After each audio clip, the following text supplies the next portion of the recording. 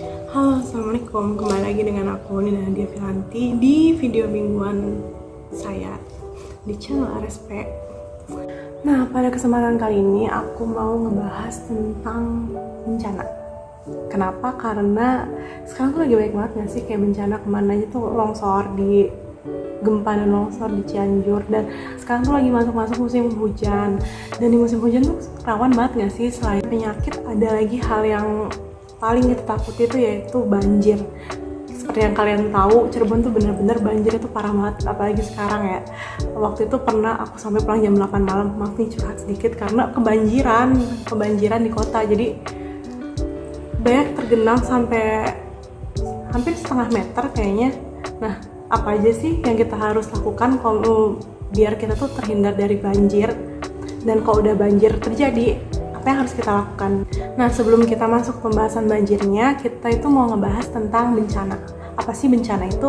Menurut Gunawan Pratama tahun 2017, bencana itu adalah peristiwa atau rangkaian peristiwa disebabkan oleh alam, manusia, dan atau oleh keduanya yang mengakibatkan korban penderitaan manusia, kerugian harta benda, kerusakan lingkungan, kerusakan sarana dan prasarana, fasilitas umum, serta menimbulkan gangguan terhadap tata kehidupan dan penghidupan masyarakat. Terus kita masuk lagi nih ke bencananya yang mau kita bahas sekarang, yaitu bencana banjir. Bencana banjir itu adalah aliran air di permukaan tanah yang relatif tinggi dan tidak dapat dibendung atau ditampung oleh drainase atau sungai, sehingga nanti airnya itu melimpah ke kanan dan kiri serta menimbulkan genangan aliran dalam jumlah yang melebihi normal dan mengakibatkan kerugian pada manusia, dan genangannya itu lama gitu. Jadi kayak orang umum, banjir itu benar-benar dipengaruhi oleh siklus hidrologi suatu daerah. Apa sih siklus hidrologi? Siklus hidrologi itu siklus air yang awalnya di laut, kemudian evaporasi atau menguap, dan kemudian kondensasi menjadi awan, lalu awan nanti pindah ke daratan tinggi dan menjadi presipitasi, yaitu hujan. Nah, hujan itu dia dibagi menjadi dua, dia bisa masuk infiltrasi ke tanah ataupun dia run off, dia balik lagi ke laut. Dan bisa aja hujan itu ditampung di sungai ataupun di bendungan. Nah, apabila siklus hidrologinya itu rusak dan tidak sesuai sama sistem yang seharusnya, ini nih benar-benar berakibat fatal.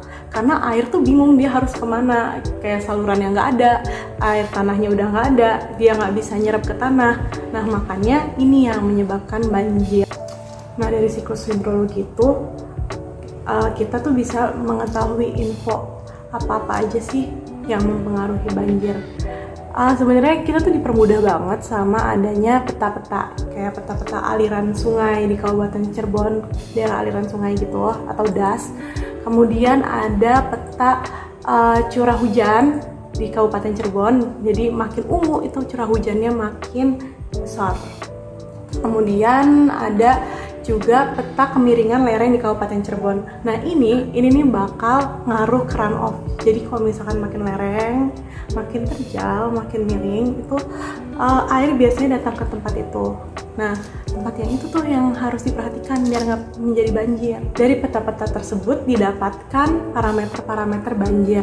Yaitu apa aja sih? Yang pertama itu limpasan permukaan. Di sebelah sini itu nanti aku kasih gambar peta-peta parameter banjir. Yang pertama itu ada limpasan permukaan, yang mempengaruhi banjir itu limpasan permukaan. Yang kedua curah hujan, yang ketiga laju infiltrasi, yang keempat kemiringan lereng, yang kelima jarak antara rumah penduduk pemukiman ke aliran sungai. Kemudian yang keenam ada elevasi lahan. Dari data tersebut nih, sebenarnya kita dipermudah banget kan. Jadi kita tahu mana-mana aja sih daerah yang benar-benar sangat rawan banjir. Nah, karena itu sudah ada, kita tuh sebenarnya bisa loh mitigasi bencana banjir itu. Mitigasinya itu dengan manajemen kebencanaan. Manajemen kebencanaan dibagi menjadi 3 kelompok, yaitu pertama prabencana, yang kedua adalah pas bencananya, dan yang ketiga adalah pasca bencana. Sebelum bencana tuh kita harus memitigasi bencana itu dulu. Dengan cara apa sih? Dengan cara kita membuat sumur resapan, yaitu biar nanti air itu bisa masuk kemana gitu, ke sumur resapan.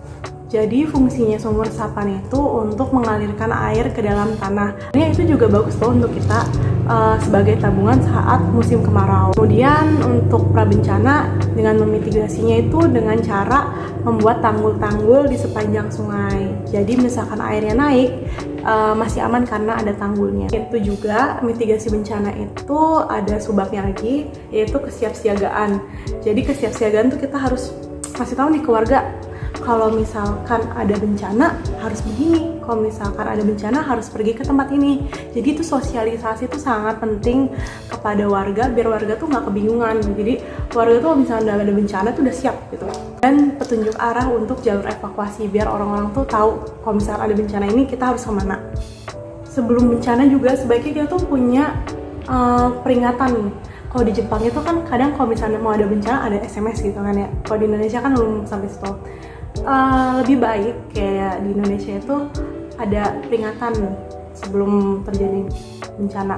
Kalau yang banjir ini biasanya itu kita menggunakan early warning system. Jadi kalau misalkan airnya udah naik itu biasanya ada peringatan dikasih ke warga-warga, nanti peringatannya lewat SMS. Tapi itu aku belum pernah dapet sih, tapi kalau misalkan itu berjalan tuh sangat bagus banget. Kemudian gimana nih kalau misalkan bencananya udah datang, kita udah mitigasi segalanya, tapi tetap aja bencananya datang. Ya nggak bisa dipungkiri sih untuk itu, karena ya udah kuasa Tuhan, kita cuma bisa harus tetap tanggap darurat, kita harus siap akan segala kondisi apapun. Biasanya kan kalau misalkan lagi banjir gitu kita dapat banyak bantuan dari TNI, dari PMI dan lain-lain. Jadi kita harus siap gitu untuk segala kondisi yang ada. Setelah banjir selesai, itu harus ngapain sih kita? Nah, kita ini harus masuk ke masa pemulihan. Kita udah tahu nih titik-titiknya di mana aja dan kenapa sih, apa yang menyebabkan itu, kita udah tahu. Nah, di sini pemulihan itu kayak kita merebuild atau kita nyari solusi buat apa sih yang bisa kita lakukan untuk menangani hal tersebut biar nggak jadi banjir lagi. Kayak misalkan kita bongkar penutup saluran drainase, jadi biar airnya tuh nggak ngenang di atasnya, biar airnya tuh bisa masuk ke saluran drainase. Terus apa lagi sih yang bisa kita lakukan biar banjir tuh nggak datang lagi? Kita bisa rehabilitasi sungai itu dengan cara pengurukan sungai, diuruk gitu tanahnya, kesampingin. Jadi itu sungai itu dalam, sama sungai itu dilebarin, jadi alirannya masuk, airnya bisa pergi ke sungai, bisa jadi nampung ke sungai. Nah, itu kita juga melakukan rekonstruksi, yaitu dengan membuat danau buatan kayak waduk gitu, biar air hujan tuh bisa masuk ke waduk tersebut. Atau kita bikin kanal juga, kanal biar itu air hujan tuh ke situ gitu, nggak stay di jalan atau di pekarangan rumah atau dimanapun. Nah, semoga video ini benar-benar bermanfaat buat kalian, apalagi sekarang tuh lagi musim hujan dan ya banjir tuh benar-benar kayak apa ya, bukan harus sih jangan sampai banjir, cuma tuh pasti tidak bisa dipungkiri gitu. Jadi kita harus mempersiapkan diri kita harus memitigasi segala bencana, segala hal yang ada, hal buruk yang ada di depan kita, biar kita tuh nanti lebih siap untuk menghandle segala kejadian di depan kita. Sekian dari saya. Sekiranya kalau misalkan ada yang bingung bisa catch me up biasa di ruangan purchasing. Wassalamualaikum warahmatullahi wabarakatuh. Bye.